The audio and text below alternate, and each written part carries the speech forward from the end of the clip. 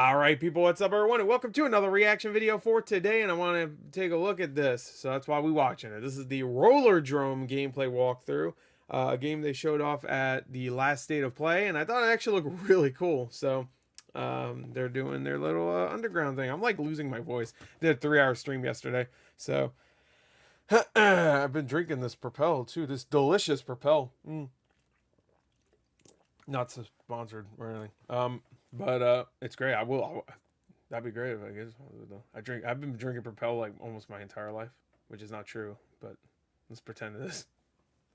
I've been drinking it since I came out the pussy drinking Propel. Sponsor? Anyway, gameplay walkthrough for Rollerdrome. Looks good. I'm hoping it's two things I'm hoping. One, that it's cheap, like $20, maybe $25. And the second thing I'm hoping for is that it's free anyway because it's PS Plus. That'd be nice. So, I don't know. It looks really fun though. So let's take a look. Let's go. And if it's not PS Plus, oh, it's right M. Oh. Mode is there for a couple of reasons. One, it lets players kind of bring the game down to a speed that's manageable, especially as the game progresses. Why do we join midway in a conversation? It can be hard to sort of manage everything that's going on screen, and also slow-mo is really cool. Oh, okay, I get you. It's like a little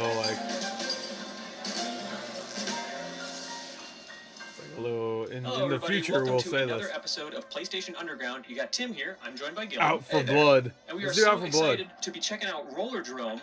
We are joined by Andreas ENQUIRIES, who is lead designer on Rollerdrome at Roll7. And Andreas, how's it going? This is the guys that did Ollie Ollie World, right? And thanks for having me. We're going to be jumping into some gameplay that has been pre-recorded and provided by Roll7 here for us to dive into.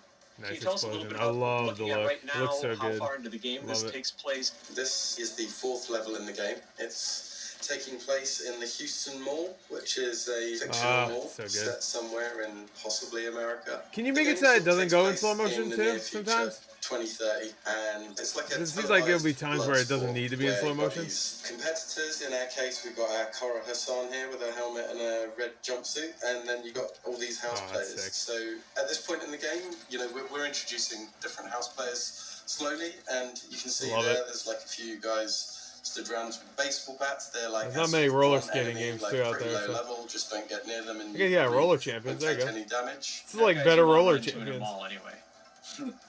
Yeah, exactly. I can speak on that in a moment, but actually, I'll tell you what. I'll give you a bit of context for that.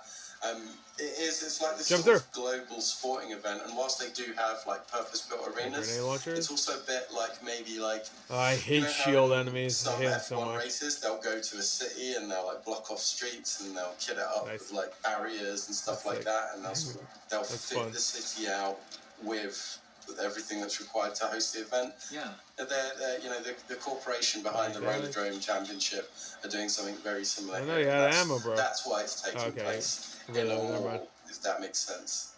No, I love it. So you run over bodies and you'll just reload your guns? Or if you do tricks, you reload your guns. Okay. I'm not really listening to what they're saying, honestly. I'm just watching the gameplay. The combo meter. I'm sure they're talking about exactly what I'm noticing, but I like oh look, aren't they published by Team 17? The map says 17. Oh no, that's not a map. I thought it was a map. No, it's a times or in the game. Yeah, it's times now. I thought it was the map. Your tricks and grinds and various sort of skating feats will score points. The combo is actually incremented by making kills. Right, I don't think it's published by Team 17. I'm really not listening to anything they're saying. I'm sorry. Every time Kara makes a kill on screen, that number's going to increment. And so, you know, there's always a timer. You can see like the fill on the number is basically like your countdown before your combo times out and it gets banked.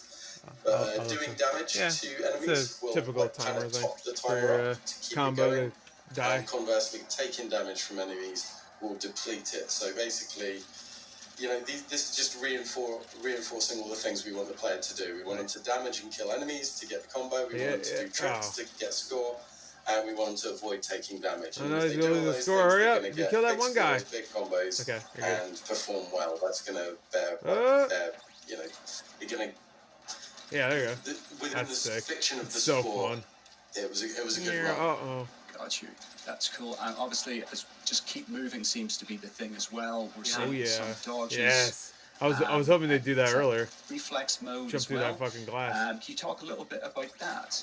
Yeah, certainly can. Yeah, I love it's it. a very Oh, this game looks fast-paced so fun. Skating games generally are. There's a lot of forward momentum, and we want the player to always keep moving. Otherwise, they're going to get hit. They're going to get hurt. So the reflex mode is there for a couple of reasons. One, it lets players kind of bring the game down to a speed that's manageable, especially as the game progresses. Things can get really hectic. And it can be hard to sort of manage everything that's going on screen. And also, slow-mo is really cool. Yeah.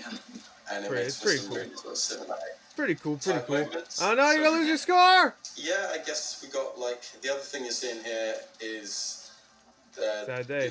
Players are going to have to dodge around a lot, and it's a lot they can use it pretty much in any scenario. A lot to pay attention to, so you'll miss like if you're losing that score sometimes. They can always perform a dodge, and they're going to be using that a lot to avoid taking damage from enemy attacks, and you can also use it to make quick directional changes to your movement whilst you're skating around as well. We've jumped to another level here, so where are we now in terms of arenas? Yeah, so this is the, I think it's called the Ego Resort. This is level You don't 7 know? In the game. Things have stepped up How dare you? here. We're up in a sort of, you need to know everything. Sort of mountain-based ski resort, the kind of place where, the real elites come. And I love the cel-shaded about where things are going. I forgot what style this is called. Buy and sell, fight giant robots too. Buying and selling military hardware and that kind of thing. And this is. I wonder if they have a mode where you can just skate.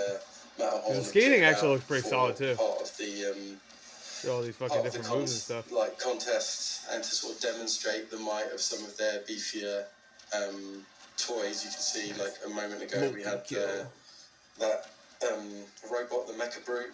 Yeah. Which is equipped with flamethrowers and rocket launchers and such. And looks like you have to switch up your own weapon. I will keep saying it's so cool. Doing it.